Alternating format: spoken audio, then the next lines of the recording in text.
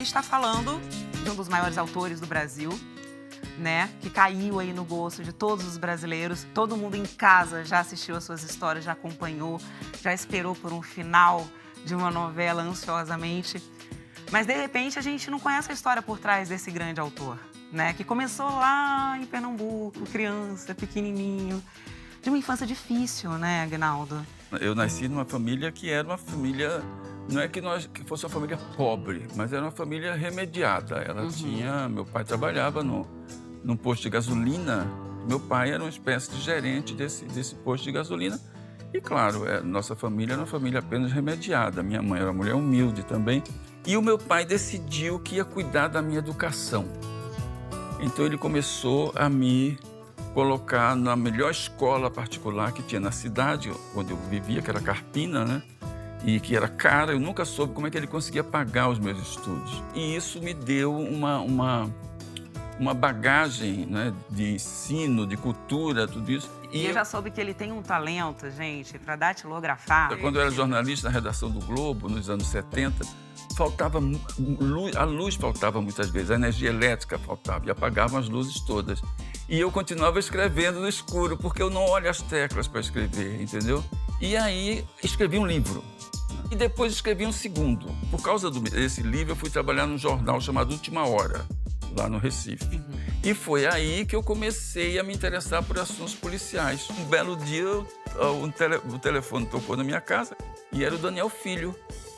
E por causa das minhas reportagens policiais, me convidou para fazer um seriado chamado Plantão de Polícia. Eu nunca tinha visto uma novela de televisão. Tinha acompanhado novelas no rádio, na minha época de criança. Um dia, o Boni me chamou para uma reunião. Nessa reunião foi também a Glória Pérez, né? Que era, como eu, uma autora jovem. E aí o Boni falou, olha, vocês dois juntos vão escrever a próxima novela das 8. E eu pensei... O que você sentiu naquele momento? E agora? Assim, que coisa absurda, eu não sei nada de novela, nunca vi, não sei como se faz, né? Entendeu? E aí ia dizer não, mas quando ele falou qual seria o salário... Os olhinhos brilharam. Vou pensar. Fui para casa, pensei, e no dia seguinte liguei para ele, falei, aceito. A partir daí, nós fizemos Partido Alto, eu e a Glória juntos. Eu abandonei a novela no meio porque a Globo ia fazer uma série baseada no livro do Jorge Amado, Tenda dos Milagres, e eu queria desesperadamente fazer. Larguei a novela no terço final, a Glória terminou brilhantemente, só que depois apareceu o Rock Santeiro. Bateu meu coração, minha cabeça. Vamos começar por aí, porque a lista é grande aqui, né? Na primeira versão do Rock Santeiro, o Dias Gomes, que era o autor original, chegou a escrever 40 episódios. Só que a novela era para as 10 horas. Na época tinha novela das 10 e os episódios eram menores, os capítulos. Quando a emissora resolveu retomar a novela, o Dias já estava em outra. E aí perguntaram a ele quem, ele disse o Aguinaldo. Quando eu li os primeiros 40 capítulos, eu pensei assim, que bobagem. Veja como a gente se engana. Jura? Não levou fé ali naquela história. Bobagem. Mas eu sou gatilho de aluguel, ou seja, me chamaram para continuar escrevendo aquela novela, eu peguei de onde ele parou e continuei usando aquele tom de comédia. E aí, quando a novela estreou, foi um fenômeno. Até hoje, o Rock Santeiro é o maior fenômeno da televisão brasileira, né? Não teve nada que se aproximasse. Personagens marcantes, Marcantes, né? Viúva Porcina. Pois é, tem gente que não era nem nascido na época e que sabe quem é a Viúva Porcina, né? Mas houve um momento, quando o Dias voltou, ele tinha viajado para a Europa, e quando ele voltou, ele se deu conta do fenômeno que era a novela e resolveu escrever o final. E eu acabei entregando a novela de volta para ele, né? Então, o final foi ele que escreveu. Agora, o grande sucesso ali, o miolo, o miolo, se deve a porque você. você manter uma novela de 200 e tantos capítulos é complicado.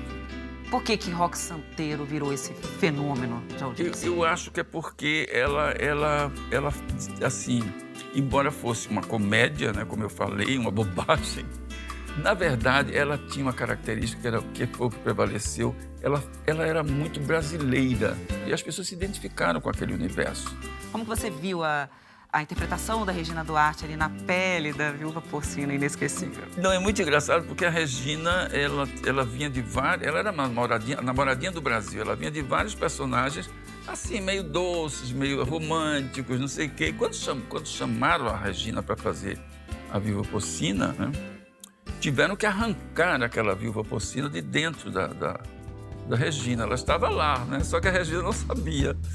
E o diretor, quem fez isso foi o diretor, que foi o grande diretor de novelas para mim em todos os tempos, foi o Paulo Biratã. Dizem que a história, a porcina nasceu assim. O Paulo trancou-se com ela no estúdio e deu um texto para ela ler da porcina e disse: você lê isso gritando. Ela leu gritando. Aí ele, bom, agora mais alto. E ele fez isso umas 5 ou 6 vezes. Ele fez ela aumentar o tom várias vezes. Aí, na 6ª vez, ele disse: agora faz no tom normal. E o tom normal foi aquele.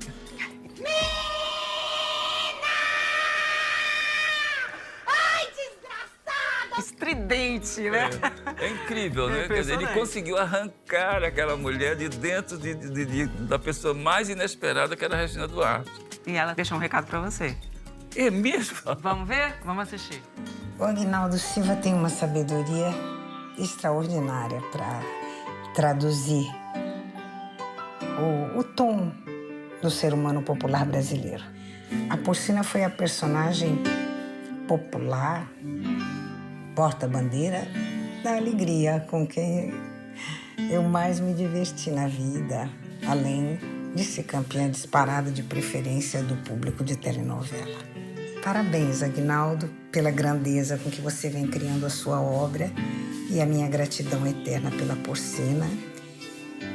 Esse presente incrível que você me deu a mim e a todo o nosso público de telenovelas. Receba um grande abraço dessa sua fã. Lindo.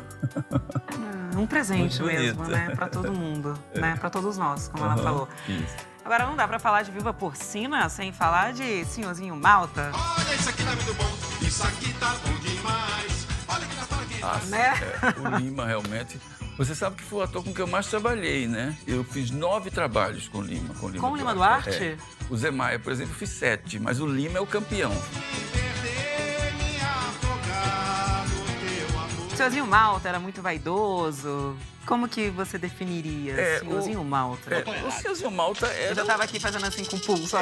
Era um coronel típico do Nordeste brasileiro, que também se espalha um pouco para além do Nordeste, desce ali por Minas, né? E o Lima deu a ele características humanas, né? Ele não fez uma caricatura, ele fez um ser humano, né? Com uma certa coisa viciosa e maldosa, mas ao mesmo tempo com uma paixão por aquela mulher, que era a porcina, né? Sim. O Lima deu humanidade àquele personagem, podia ser um personagem caricato, mas o Lima sempre fez isso. Tô certo ou tô errado? Vamos falar então de outro sucesso, Vale Tudo. Vale Tudo foi um estouro, uma novela que passou em mais de 30 países, né? O Brasil parou para assistir o último capítulo, que teve 5 versões, gente. Como isso é possível? A ideia original da novela não era minha, era do Gilberto Braga. E o Gilberto resolveu que nós trabalharíamos juntos. Eu, ele e a Leonor Bassera, que era uma outra autora. E o Gilberto sempre tinha feito umas novelas sobre a classe média bem resolvida, pessoas ricas, pessoas mais ou menos ricas, pessoas remediadas. Mas ele não tinha feito uma novela assim de personagens populares, né? E aí foi por isso que ele me chamou para escrever Vale Tudo com ele, porque ele sabia que eu tinha esse lado popular, né? Mas quando a novela estreou, nós percebemos que tínhamos um produto altamente popular nas mãos, né? E nós embarcamos nisso com toda a coragem possível. Era uma época complicada, né? Difícil, mas funcionou e a novela virou um clássico, né? E por que 5 versões? Porque no fim todo mundo queria Não, saber, pois é, né? A porque- pergunta que não quer calar, quem matou Odete Roitman? Exatamente. Na época, havia uma... Desde o começo, a gente sabia quem ia matar a Odete Roitman, que era o personagem do Reginaldo Faria, que era um dos vilões da história, porque a Odete Roitman também era vilã. Aliás, era mais. E aí... Mas naquela época tinha aquelas revistas especializadas em televisão, em novelas, E logo elas descobriram isso, embora a gente quisesse manter em segredo, que o assassino seria o Reginaldo Faria. E ficou estabelecido que seria o Reginaldo. Nós deixamos que ficasse, mas decidimos que não seria. Seria todo mundo menos ele. Mas, mas nós já tínhamos decidido que seria a Cássia Kiss, porque ninguém suspeitava dela. E aí o Reginaldo termina daquela forma. Ele foge, ele consegue fugir. E a última cena dele é quando ele, lá do alto, ele dá uma banana pro Brasil, que está lá embaixo. Quando você faz, assim, várias versões, combinam entre vocês.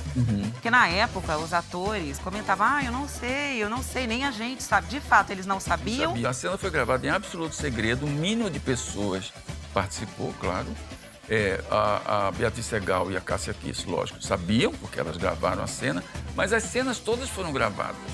Então, isso permitia que até os atores tivessem dúvidas. Será que serei eu? Será que será fulano? Não, entendeu?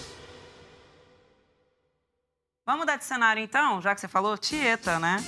E aí tinham tantos bordões, né, naquela... gente, my God, como que é isso? Eu vou contar uma história meio complicada. Quando eu saí do Roque Santeiro e não escrevi o final, confesso a você que eu fiquei um pouquinho triste, porque eu dei meu sangue no miolo da novela, que era a coisa mais difícil, e aí, no final, eu não colhi os frutos, né? E, inclusive, eu discordava do final, porque eu estava caminhando a Porcina para ela ser uma mulher que, aos poucos, ela percebia que aquela situação era uma situação feia para ela. Então, no final, ela não ficava com o Lima, ficava com o Wilker. Você teria escrito outro final para Roque Santeiro. E, na verdade, no final do Dias, ela fica com o Lima, ou seja, aquela mulher não evolui, ela continua sendo a Porcina, né? Entende?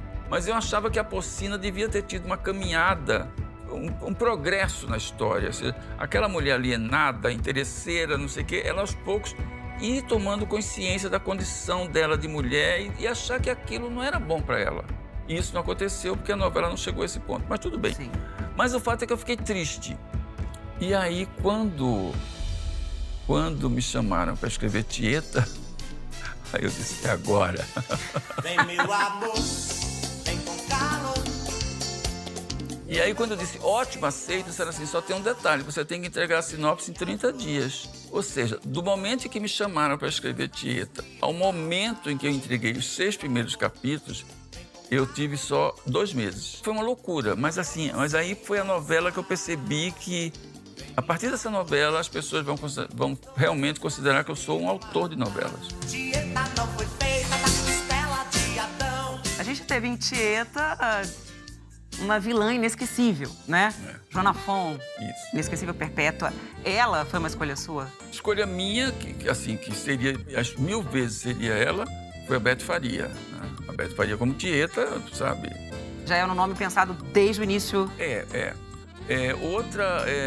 A Joana Fon também queria ela, porque eu já tinha visto a Joana Fon fazendo vilãs nas novelas do Gilberto e achava que ela era muito boa nisso, né? Só que ela fez uma coisa completamente diferente, ela fez uma vilã meio caricata, mas, ao mesmo tempo, era uma caricatura muito fiel àquele tipo de mulher nordestina. Então, funcionou, né? Então, com vocês, com a palavra, ela, Joana Fon. Vamos assistir? Oi, Aguinaldo. Que bom falar com você. Que bom relembrar Tieta, a minha perpétua, que tanto prazer me deu na vida. Foi um dos trabalhos que mais me divertiu. Não só porque era excepcional o texto, mas porque o elenco era excepcional. Nós gostávamos de gravar novela. Foi de imenso prazer para todo mundo. Para mim, para o meu amigo Armando Borges, a todos. Eu queria te agradecer por isso. Obrigada pela perpétua. E espero gravar de novo com você. Maravilhosa, né?